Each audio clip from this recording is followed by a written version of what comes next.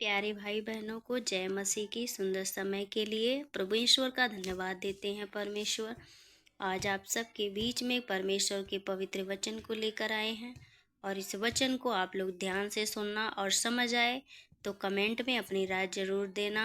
आइए हम वचन के बारे में परमेश्वर के वचन सीखेंगे। यहाँ लिखा है मरकुस का 8 का 31 से पढ़ेंगे हम। यहाँ लिखा है अपनी मृत्यु के विषय यीशु की भविष्यवाणी। यहाँ प्रभु यीशु अपनी मृत्यु की भविष्यवाणी को बता रहे हैं अपने चेलों से। यहाँ लिखा है कि तब वह उन्हें सिखाने लगा कि मनुष्य के पुत्र के लिए अवश्य है कि वह बहुत दुख उठाए।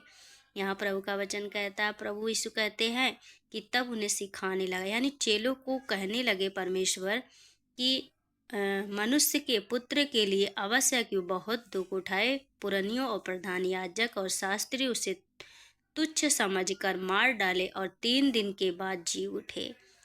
यहाँ परमेश्वर प्रभु यीशु मसीह अपने जीवन की भविष्यवाणी को बता रहे कि मुझे किस तरह यहाँ हमारे साथ क्या होने वाला है और 3 दिन के बाद वो जी उठेंगे। प्रभु अपनी मृत्यु के बारे में अपने चेलों से कह रहा है।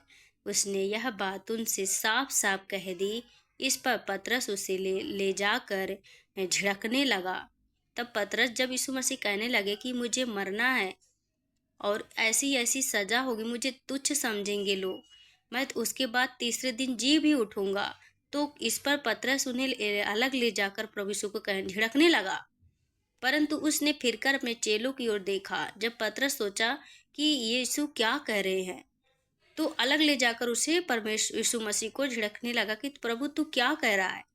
तो प्रभु यहाँ लोगों के सामने आकर बोल रहे हैं कि परंतु उसने फिर कर अपने चेलों की ओर देखा और पतरस को झिड़क कर कहा, हे शैतान, मेरे सामने से दूर हो, क्योंकि तू परमेश्वर की बातों पर नहीं परंतु मनुष्य की बातों पर मन लगाता है। यहाँ प्रभु का वचन कहता है परमेश्वर ने अपनी मृत्यु के बारे में, उस समय वो परमेश्वर ने थे लेकिन एक मनुष्य भी थे, उनको भी दुख होता था, उनको भी दर्द हुआ था। यहाँ तक कि उसने अपना एक कतरा कतरा लहू बहा दिया। जब लहू नहीं बचा तो वहाँ से पानी बह निकला। ये दर्शाता कि परमेश्वर ने अपने सारे शरीर से एक एक कतरा का खून हमारे पाप के लिए बहा दिया। मेरे प्यारे भाई बहनों, जब आपके जीवन में कोई परिस्थितियां आती है तो एक बात याद रखना कि यीशु मसीह से बड़ा दुख कोई नहीं हो सकता। वो देखिए कितने, हम मानते हैं कि वो परमेश्वर हैं लेकिन ये भी मानते हैं कि वो मनुष्य भी थे। उस समय उनको भी दर्द थी, पीड़ा होती थी। जब हमें कई बार जब इंजेक्शन लगवाने जाते कितना दर्द होता था, लेकिन देखो वो जीते शरीर पर कोड़े मार रहे थे। उनके कलेजे, उनका सीना इतने जख्म हो गए थे, इतने दर्द में पे थे। तभी इसी वचन में लिखा गए कि तब भी प्रभु कहते कि हे पिता उन्हें माफ कर दे। कई बार हम लोगों को कोई भी अगर कोई बात कह देता हम उन्हें माफ नहीं करते, कहते किसने क्यों बोला, लेकिन उनको देखियो, प्रभु यीशु मसीह को देखो, उन्होंने इतने दर्द सहने के बाद भी कहा कि हे पिता इन्हें माफ कर, वो नहीं जानते वो क्या कर रहे हैं।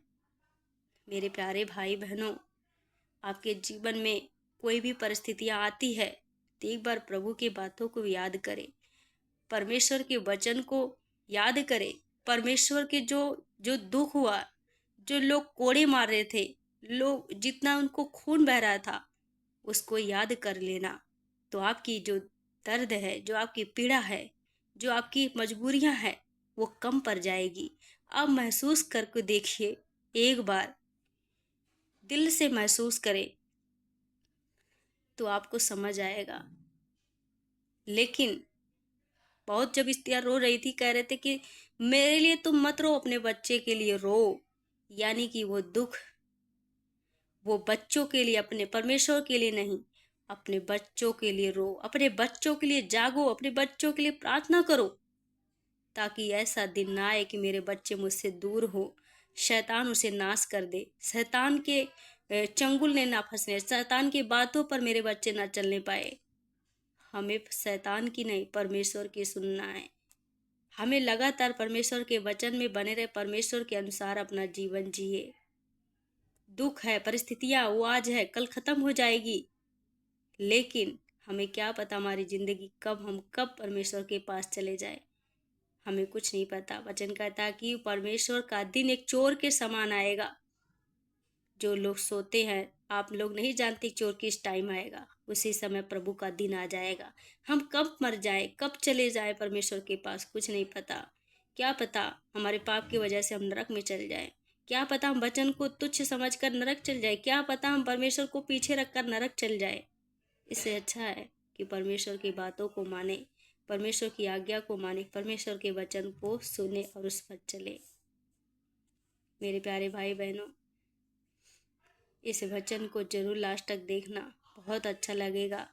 मैं अभी पढ़ रही थी तो मुझे लगा कि मैं क्यों ना वीडियो डालूँ लगी, ताकि लोग देखें। लोग जो आज कहते ना बहुत दुख है, बहुत पीड़ा है, बहुत सताव है, बहुत परेशानियां हैं। मैंने कहा एक बार प्रभु यीशु मसीह के दर्द को आप लोग समझिए। मैं जानती हूँ वो परमेश्वर है, हमें वो रास्ता दिए हैं कि जब प्रभु यीशु मसीह को इतना दर्द हुआ फिर भी वो माफ़ कर दिए, तो हमें भी अगर कोई कोई कुछ बात कहता है तो हमें उसे माफ़ करनी चाहिए। ये वचन ही जो हमें सिखाता है हर चीज़ के बारे में। तो परमेश्वर आप सबको इस वचन से आशीष दे, और जितने लोग पिता सुने उन्हें बुद्धि समझ देना, हर परिस्थितियों से बाहर निकालना। परमेश्वर आप सबको आशीष दे। जय मसीह की सभी को।